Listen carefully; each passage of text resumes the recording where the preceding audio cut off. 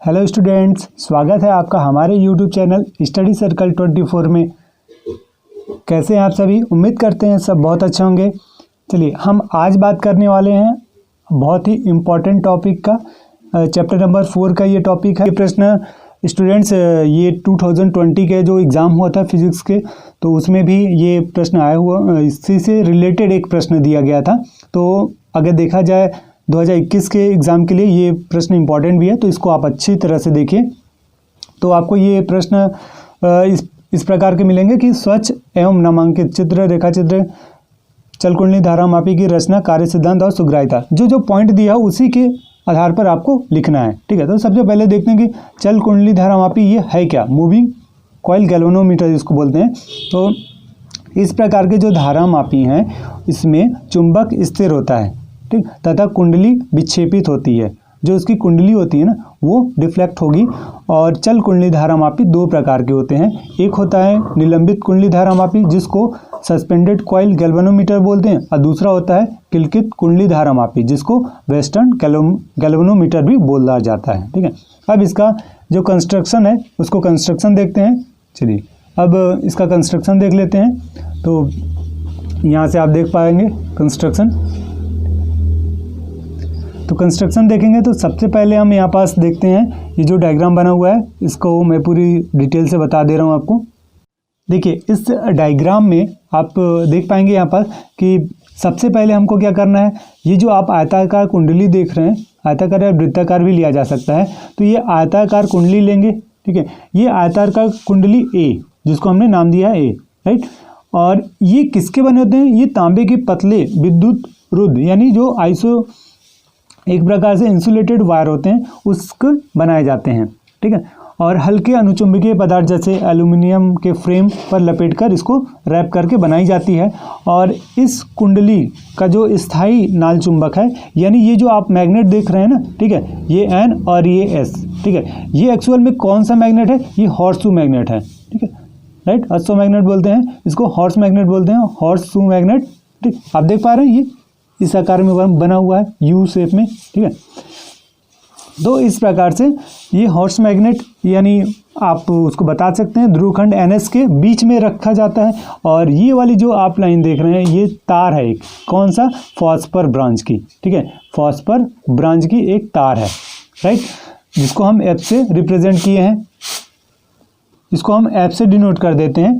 फिर इसके बाद आता है आपके पास यहाँ पास ये जो आप H देख रहे हैं, ठीक है, जो कि ये मरोड़ हम तो भी बोल सकते हैं, जिसको ट्रेसन हेड बोला जाता है, इसको S से हम रिप्रेजेंट कर दे रहे हैं, ठीक।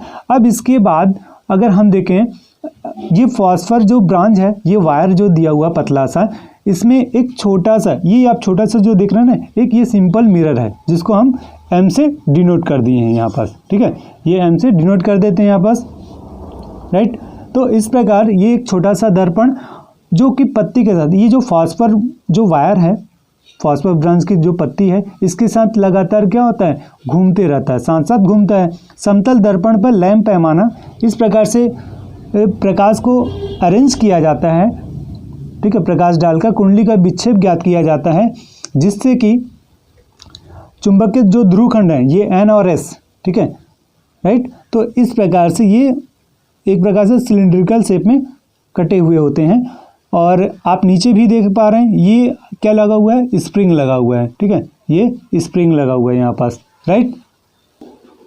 और ये जो ट्रेसन हेड देख रहे हो आप, इसके साथ ये कनेक्ट करके ये T1 और यहाँ पास आप देख पाएंगे T2, ठीक है, ये दोनों स्प्रिंग, ये अगर देखा जाए यहाँ पास T1, ठीक है, तो T1 से ये H कनेक्ट है, ठीक है, ये देख पा रहे हो आप, T1 के साथ H को कनेक्ट किए हुए हैं, और T2 के साथ ये स्प्रिंग को कनेक्ट किए हुए हैं, ठीक है, ये संयोजक पेच T2 होता है, राइट। तो इस प्रकार से इसको पूरी तरह से इस जो डायग्राम को आपको अरेंज करना है।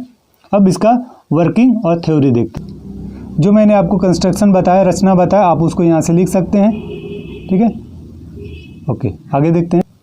अब इसके कार्य सिद्धांत तो वर्किंग थ्योरी की बात करते हैं कि जब किसी धारावाही, यहाँ पास हम लिख लेते हैं धारावाही, ठीक है, जब किसी धारावाही कुंडली को एक समान चुंबकीय क्षेत्र में इस प्रकार लटकाया जाता है कि उसका तल चुंबकीय क्षेत्र में के समांतर होता है। ठीक है, तो इस प्रकार से हम यहाँ पास दिखाएंगे कि उस पर कार्य करने के लिए या फिर कार्य करने वाले विक्षेपक बल आघूर्ण का जो मान होगा, बल आघूर्ण होता है टाउ। ठीक है, अधिकतम होता है यह बल आघूर्ण कुंडली के तल को चुंबकीय क्षेत्र जो आपको कुंडली दिखाया गया था ए, उसके तल के लंबवत लाने का प्रयास करता है। और इस विक्षेपक बल आघूर्ण टाउ का मान इस एक इक्वेशन से दर्शाते हैं, जो कि tau is equal to N I A B. ठीक है, अब यहाँ पास एन क्या है? एन कुंडली में फेरों की संख्या। ठीक है, एक्चुअल में जो ये आप देख पा रहे थे, ये जो डायग्राम बना हुआ था, ये क्या हुआ? ये एक्चुअल में कुंडली है। ठीक है, जो कि बहुत सारे तांबे के तार को इस प्रकार से रेक्टेंगल शेप में पास करके बनाया गया है। ठीक है, तो नेक्स्ट है फिर ए क्या है? इसका क्षेत्रफल हो जाएगा कुंडली का, और आई कुंडली में बहने वाली धारा को आई से प्रेजेंट कर रहे हैं यहाँ पास, और बी चुंबकीय क्षेत्र का जो परिमाण होगा। ठीक है, राइट। अगर ये जो आप यहाँ पास डायग्राम को देख रहे हैं, तो यहाँ पास एक समान चुंबकीय क्षेत्र होता है। ठीक है, तो इस प्रकार से हम उसको दिखा सकते हैं। अब आगे देखेंगे कि इस विक्षेपक बल आघूर्ण के कारण जो टाउ है, इसके कारण कुंडली क्या होती है? घूमने लगती है, जिससे निलंबन तार, जो फॉस्फर ब्रांच की जो तार होती है, अर्थात उसमें ऐंठन उत्पन्न हो जाता है। और ऐंठन मतलब ट्रेशन, मरोड़ जिसको कहा जाता है, और उसमें ऐंठन बल आघूर्ण कार्य करने लगता है। यह ऐंठन बल आघूर्ण कुंडली के घूमने का क्या करता है? अपोज करता है, विरोध करता है। ऐंठन बल आघूर्ण का मान कुंडली के विक्षेप के अनुक्रमानुपाती होता है। ठीक, वीडियो को पॉज करके आप इसको नोट कर सकते हैं। और इस प्रकार से जब इस ऐंठन बल आघूर्ण का मान कुंडली के विक्षेपक बल आघूर्ण के बराबर हो जाता है, तो कुंडली संतुलित होकर स्टॉप हो जाती है। तो मान लेते हैं कि वो जो फॉस्फर ब्रांच का जो वायर था, उसकी पत्ती में एक उत्पन्न ऐंठन, अर्थात कुंडली का विक्षेप फाई है, तब क्या होगा? ऐंठन बल आघूर्ण हम लिखेंगे के इंटू फाई। ठीक है, बल आघूर्ण तो जो के क्या हो गया कि यहाँ पास एक कांस्टेंट हो जाएगा। इसके लिए बल आघूर्ण है ये, और इसे ऐंठन दृढ़ता भी कहा जाता है। अगर इक्विलिब्रियम कंडीशन में देखें, संतुलन अवस्था में, तब क्या होगा कि विक्षेपक बल का आघूर्ण और ऐंठन बल का आघूर्ण वो दोनों बराबर होंगे। ठीक है, तो हमने अभी पहले पढ़ा कि एन आई ए बी इसका बल आघूर्ण टाउ का मान होता है, और ऐंठन जो बल आघूर्ण है वो के फाई होगा। ठीक है, तो इस प्रकार से एन ए बी इसके अपॉन में आ जाएगा। ठीक है, तो इस प्रकार से हम ये भी लिख सकते हैं आई बराबर जी फाई, जहाँ पास जी क्या होगा? ये कांस्टेंट हो जाएगा, के बटे एन ए बी एक कांस्टेंट मान लेंगे यहाँ पास। तो उसको हम ऐसा भी लिख सकते हैं। ठीक है, उसको हम क्या लिख सकते हैं कि अर्थात I is a proportional phi लिखा जा सकता है। चल कुंडली धारामापी में, अर्थात इसका मतलब क्या हुआ कि चल कुंडली धारामापी में बहने वाली जो करंट है आई, वो विक्षेप के अनुक्रमानुपाती विक्षेप फाई है यहाँ पास। ठीक है, इसको यहाँ तक आप अच्छी तरह से नोट कर सकते हैं, है ना। चलिए अब बात करते हैं धारामापी की सुग्राह्यता, यानी सेंसिटिविटी ऑफ गैल्वेनोमीटर। तो इसको जानते हैं पहले है क्या ये चीज़। तो जब किसी धारामापी में अल्प धारा यानी बहुत कम धारा प्रवाहित करने पर, अथवा उसके सिरों पर अल्प वोल्टता लगाने पर भी कुंडली में अधिक विक्षेप होता है, तो उस धारामापी की सुग्राह्यता अधिक होती है। ठीक है, देखिए फिर करंट सेंसिटिविटी हम देखेंगे। धारा सुग्राह्यता, इसमें किसी धारामापी में एकांक धारा प्रवाहित करने पर उसकी कुंडली में उत्पन्न विक्षेप को उसकी सुग्राह्यता कहते हैं। और अगर मान लिया जाए कि धारामापी में आई अगर करंट फ्लो हो रहा है, तो उसमें उत्पन्न विक्षेप क्या है? फाई है, तो हम लिख सकते हैं कि धारा की जो सुग्राह्यता होती है उसे एस आई से रिप्रेजेंट करेंगे, तो एस आई बराबर फाई बटे आई हो जाएगा। ठीक है, अब यहाँ पास हमको मालूम है कि आई का मान, अब इससे पहले हमने देखा कि के अपॉन एन ए बी होगा, तो इंटू फाई। तो इसको अगर वैल्यू को अगर पुट कर दें यहाँ पास, ठीक है, यहाँ पास आप रखेंगे तो क्या मिलेगा कि K phi upon N A B, ये एन ए बी ऊपर आ जाएगा, तो एन ए बी, ये फाई से फाई कैंसिल हो जाएगा, right. N A B upon K बचेगा आपके पास। ठीक है, अब इसके बाद वोल्टेज सुग्राह्यता देख लेते हैं इसी के साथ, सेकेंड है ये। तो वोल्टेज सुग्राह्यता यानी उसको वोल्टेज सुग्राह्यता को एस भी से रिप्रेजेंट करते हैं, ठीक, और फाई बाई वी होता है। बट हमको मालूम है ओम के नियम से V is equal to I R होता है, तो यहाँ पर V की जगह पे इसकी वैल्यू आई आर पुट कर देंगे, ठीक है। बट फिर इसके बाद I is equal to K by N A B into 5 होगा। तो जो इक्वेशन नंबर 2 अभी उसको माने थे, तो उसी इक्वेशन में हम मान रखेंगे। तो एस वी की वैल्यू क्या मिलेगी, 5 और ये 5 से 5 कैंसिल हो जाएगा, ठीक है। तो आपके पास क्या बचेगा, NBA अपॉन KR, ठीक। तो दोनों इक्वेशन से अगर सॉल्व करेंगे तो आपके पास क्या आएगा, SV is equal to SI/R आएगा, ठीक है, ओके। तो आपको यहीं तक करना है। चलिए अब अगले प्रश्न को देखते हैं, और ये जो कि बायो-सेवर्ट का नियम है। और एक इन्फॉर्मेशन मैं आप सबको बताना चाहता हूँ कि आपके असाइनमेंट आ चुके हैं, और हम जो इसमें वीडियो डाल रहे हैं वो चैप्टर का टॉपिक वाइज डाल रहे हैं, ठीक है। तो आप उससे भी आप समझ कर लिख सकते हैं, आपको अच्छे से समझ में आ जाएगा तो आप उसको लिख सकते हैं, ठीक है। इससे पहले भी मैंने कुछ टॉपिक के वीडियो डाल रखा है चैप्टर नंबर 3 के, ठीक है। तो वहाँ से भी आप देखकर लिख सकते हैं। और इसके बाद ये मैं सेकंड पार्ट बना रहा हूँ पहले वीडियो के बाद का। तो चलिए देखते हैं। सबसे पहले है बायो-सेवर्ट का नियम, ठीक। तो ये बायो-सेवर्ट का नियम क्या है, थोड़ा बहुत उसके बारे में जानते हैं। कि सबसे पहले सन 1820 में 2 फ्रांसीसी भौतिकविद जीन बायो और बैटिस्ट, ठीक है, एवं फेलिक्स सेवरट ने सरल आकृति की धारावाही चालकों के निकट एक चुंबकीय क्षेत्र का मापन किया, ठीक है।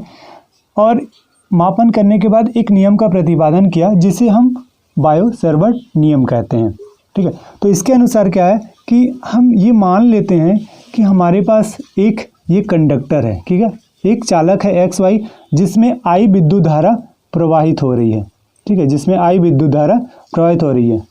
यहाँ पास हम एक छोटे से अल्पांश, इस कंडक्टर पे एक छोटे से अल्पांश DL, ठीक है, जिसकी लंबाई क्या होगी DL, ठीक है, इसकी लंबाई क्या लेंगे हम DL, ठीक है, एज्यूम करते हैं, राइट। एक छोटा सा अल्पांश लेते हैं जिसकी लंबाई DL हो जाएगी, ठीक। अब इसके बाद इस धारावाही चालक के लिए इसके मध्य बिंदु से, इस अल्पांश के इसके मध्य बिंदु से R दूरी पर एक R डिस्टेंस पर एक पॉइंट P लेना है अपने को, ठीक है। R डिस्टेंस पर एक पॉइंट हम P लेंगे, और यहाँ पास जो P लेंगे वो कुछ इस प्रकार से अगर क्रॉस करके अगर हम दिखा दें तो इसका मतलब क्या होगा, इस क्रॉस का मतलब ये होता है कि जो चुंबकीय क्षेत्र हैं, ठीक है, जो चुंबकीय क्षेत्र हैं वो कागज़ के तल के लंबवत क्या होंगी, वो एक प्रकार से नीचे की ओर, ठीक है। ये जो क्रॉस चिन्ह है ना, ये चुंबकीय क्षेत्र कागज़ के तल के लंबवत नीचे की ओर को प्रेजेंट करती हैं, राइट।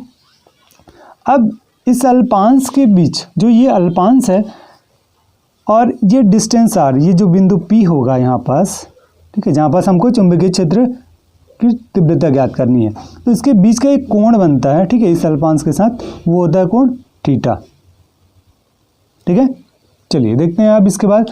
तो हम मान लेते हैं तो ये चुंबकीय क्षेत्र जो B है, इस चालक में प्रवाहित होने वाली जो धारा है I, उसके अनुक्रमानुपाती होती है, ठीक है, ठीक है। तो क्या देखा आपने कि चालक में ये जो कंडक्टर है XY, चालक में जो प्रवाहित धारा I है, ठीक है, उसके अनुक्रमानुपाती होती है, राइट। अर्थात हम लिख सकते हैं यहाँ पास DB is a proportional I, ठीक है।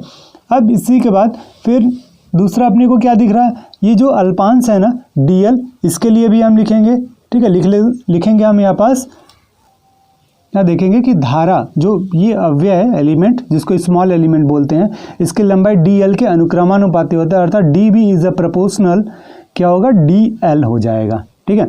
अब इसी प्रकार से जो यहाँ पास आप देख रहे हैं थीटा एंगल बन रहा है ना, इसके लिए होगा, तो थर्ड पॉइंट आपके पास हम लिखेंगे यहाँ पास, देखिए थर्ड पॉइंट होगा साइन थीटा के अनुक्रमानुपाती होती है, ठीक है।